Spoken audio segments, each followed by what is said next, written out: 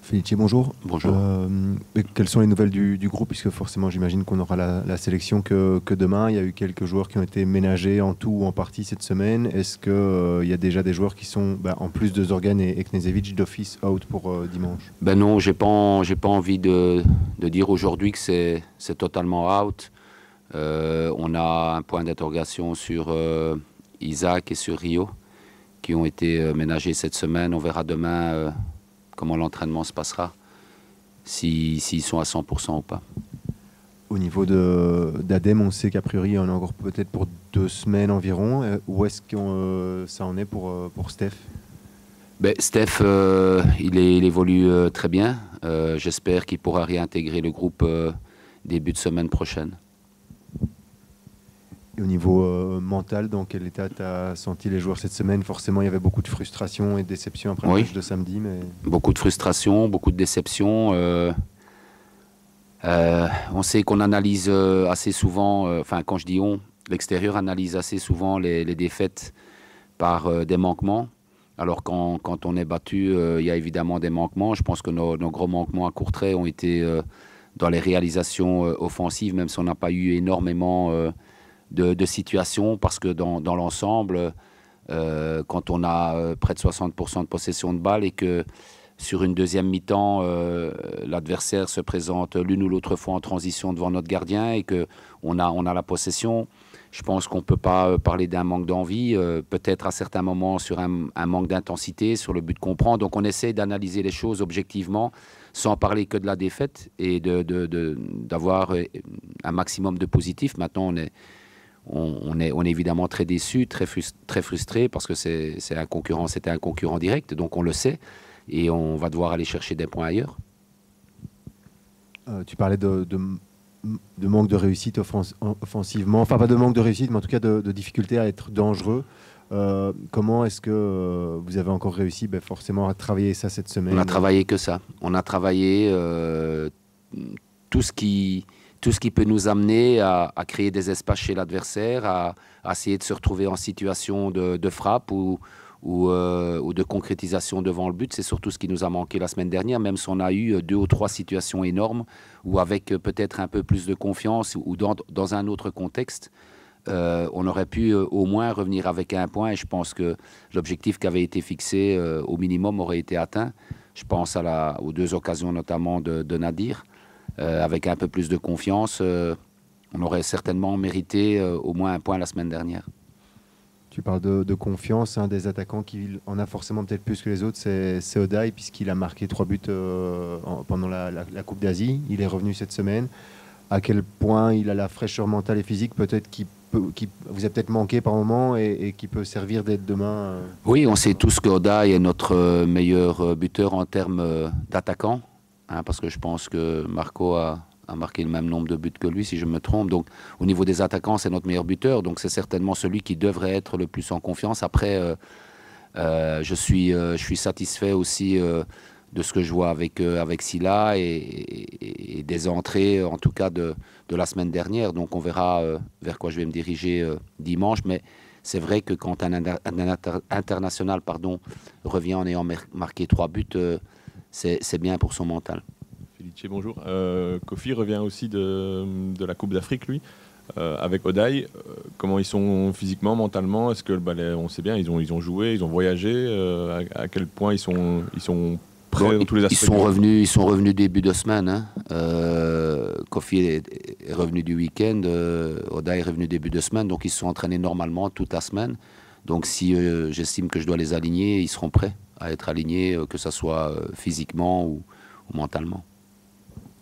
Par rapport aux 2 nouveaux qui ont joué le week-end dernier, comment ça se passe en semaine avec des joueurs qui arrivent, qui n'ont pas joué depuis longtemps, qui doivent idéalement apporter assez rapidement et immédiatement, donc se fondre humainement, mais aussi tactiquement dans le groupe? Comment ça se passe les séances avec eux? Est-ce que tu individualises plus certaines choses, certaines parties de séances avec eux? Alors, on a effectivement travaillé, je n'ai pas envie de dire énormément, mais assez souvent cette semaine tactiquement dans le système de jeu.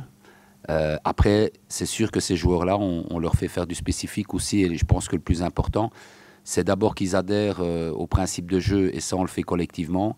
Et au niveau du spécifique, c'est surtout veiller à soigner leur aspect physique, parce que comme vous venez de dire, des joueurs qui viennent d'un autre club, qui ont peut-être moins joué vers la fin, ce qui est le cas de nos joueurs. On doit être attentif aussi physiquement, tout en sachant qu'ils ne sont pas encore à 100%, à ce qu'ils soient prêts pour le jour du match. Tu parlais d'un point d'interrogation autour d'Isaac. La semaine passée, Jérémy a forcément joué back droit, puisque tu l'avais dit, Zan était suspendu, c'était logique qu'il joue. Maintenant que Zan est de retour et avec l'incertitude d'Isaac, est-ce que Jérémy est une possibilité éventuellement, si tu gardes ce système à 4 défenseurs, de jouer un cran plus haut, ou tu ne le vois pas là-haut? J'en ai parlé avec lui. Oui, c'est une possibilité. Après, c'est un garçon qui aime venir de l'arrière. Je pense que vous l'avez vu à Courtrai. Et il a évolué constamment dans ses clubs précédents, soit comme arrière latéral, soit comme wingback. Mais c'est une possibilité en cadrant bien ses attitudes, ses gestes et ses courses.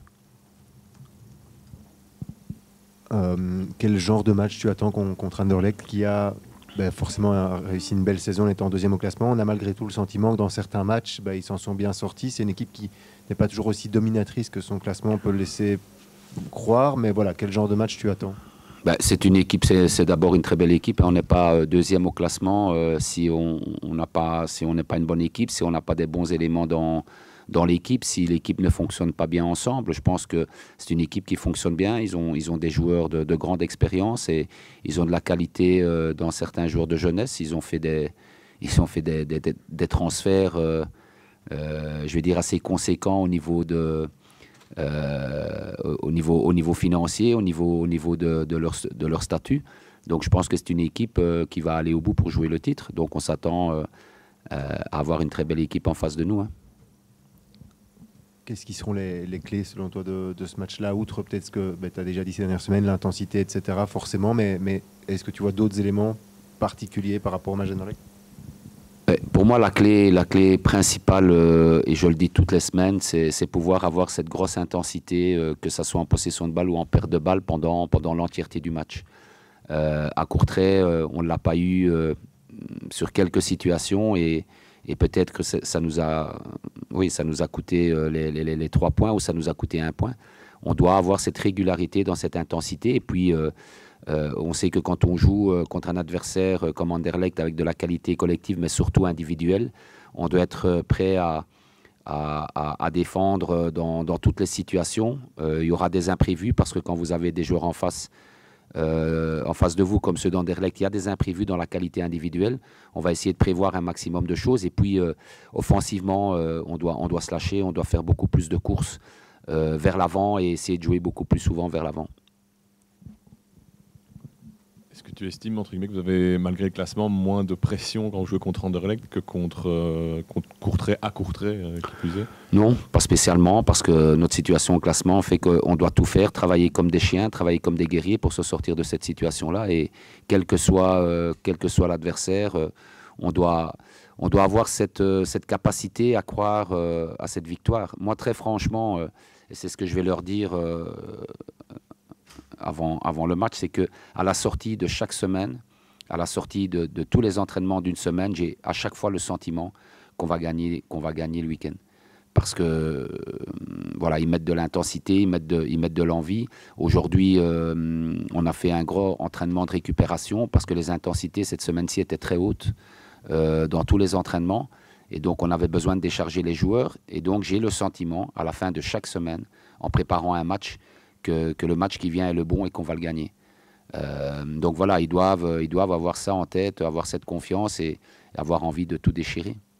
Est-ce qu'en fin de semaine, ils ont la même impression que toi, et sinon, comment est-ce qu'on peut expliquer le fait qu'il n'y a pas ce prolongement entre l'entraînement et le match? Les émotions, le mental, la manière dont tu gères la situation dans laquelle tu es, la manière dont tu gères ton match, la manière dont tu gères l'adversaire. Je pense que ce sont toutes des émotions où tu arrives à te libérer complètement et à tout donner à l'entraînement, et que tu as peut-être certaines retenues par le doute, par la peur dans tes gestes. À l'entraînement, tu oses faire la passe vers l'avant et faire la course vers l'avant, que pendant le match, tu te mets peut-être plus en sécurité et que tu joues vers l'arrière. Et c'est toutes ces situations-là qu'on doit corriger si on veut s'en sortir. Tu parlais de la situation et forcément aussi de ce que tu vois en semaine à l'entraînement. À quel moment dans la saison, puisque tu as déjà dit que c'était la pire saison de ta carrière, à quel moment tu t'es dit, pas on s'en sort pas parce que ça aura une finalité négative, mais je veux dire, tu t'es dit ça va être compliqué jusqu'au bout. Est-ce qu'il y a un moment charnière dans cette saison où tu te dis là, ça tourne pas comme on veut et ça vient pas? Je pense que si je dois répondre très objectivement à cette question, après Courtrai, je me suis dit que oui, ça va être compliqué jusqu'au bout. Je pense que si on était revenu avec les 3 points de Courtrai, la saison aurait été très compliquée. Elle aurait encore été compliquée, mais je pense qu'on aurait pu avoir une grosse bulle d'oxygène. Aujourd'hui, on ne l'a pas. Et donc, après Courtrai, on sait qu'on a un programme difficile. Mais en même temps, voilà, c'est dans des matchs comme ceux de dimanche où on doit trouver des nouvelles inspirations, un nouvel élan et pouvoir se lâcher. Mais on sait que ça sera compliqué de toute façon et je le sais depuis l'après-match de Courtrai. Qu'est-ce que ça représente encore pour toi d'affronter Anderlecht, puisque forcément tu y es passé? Est-ce que tu disais... Rien. Franchement, rien.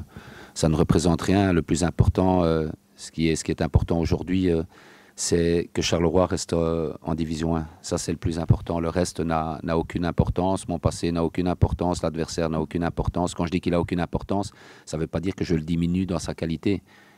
C'est par rapport à ce que je pense de mon passé, par exemple, avec Anderlecht. Ça n'a aucune importance. Comment aussi bien l'entraîneur que l'homme vit une saison comme celle-ci, puisque comme on vient de le dire, mais tu as déjà dit, c'est la pire saison de ta carrière au niveau du ressenti ou du vécu.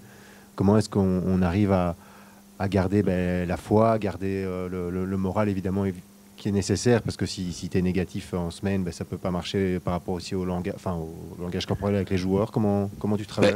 Mon langage corporel, j'essaye qu'il soit le plus positif possible, mais comme tu viens de dire, je suis un coach, mais je suis un homme aussi, et donc parfois mes émotions, je les contrôle un peu moins bien. Donc j'essaye d'être un maximum positif. Après, moi, ce qui me retient et qui m'arrache cette grosse envie de y croire et de tout donner, c'est que je suis dans un club qui m'a construit, je suis dans un club qui m'a donné la chance d'être professionnel, je suis dans un club dans lequel j'ai pu revenir par la confiance de la direction, je suis dans un club qui garde ma confiance malgré la situation extrêmement difficile. Et je suis dans le club de ma ville, la ville où j'ai grandi, où je l'ai constamment dit, où je m'associe aux supporters dans l'évolution sociale, même si aujourd'hui, par rapport à ces années de professionnalisme dans le foot, avec beaucoup d'humilité, j'ai eu une évolution sociale, bien évidemment, financière et structurelle, mais je n'oublie pas mes racines, et mes racines, ce sont celles de Charleroi, celles de ce public où je sais que la plupart sont encore avec moi, même si pas aussi nombreux que dans le passé, mais je m'accroche à tout ça parce que ce sont des valeurs et parce que je veux que cette équipe de Charleroi, que ce club avec moi reste en Division 1. C'est aussi ce vécu, cette histoire avec Charleroi qui fait que tu y crois plus que si tu étais ailleurs, peut-être que si tu n'avais pas ces racines ancrées en toi? Non, quel que soit le club dans lequel j'aurais été, j'aurais toujours tout fait, je continuerai à tout faire pour donner mon maximum. Et donc je travaille comme j'ai toujours travaillé, avec peut-être, comme j'ai dit tout à l'heure, à certains moments, des émotions qui me traversent l'esprit de frustration, où je suis touché, ou de déception. Et ça peut-être se voir, mais quel que soit le club, c'est mon métier aussi. C'est mon métier, je travaille pour avoir un salaire, c'est mon métier, je travaille pour nourrir ma famille, pour pouvoir payer toutes mes charges, et comme tout le monde. Et donc je m'accroche à ça, au-delà de la passion qu'on doit avoir et que j'ai pour pouvoir coacher dans des moments difficiles.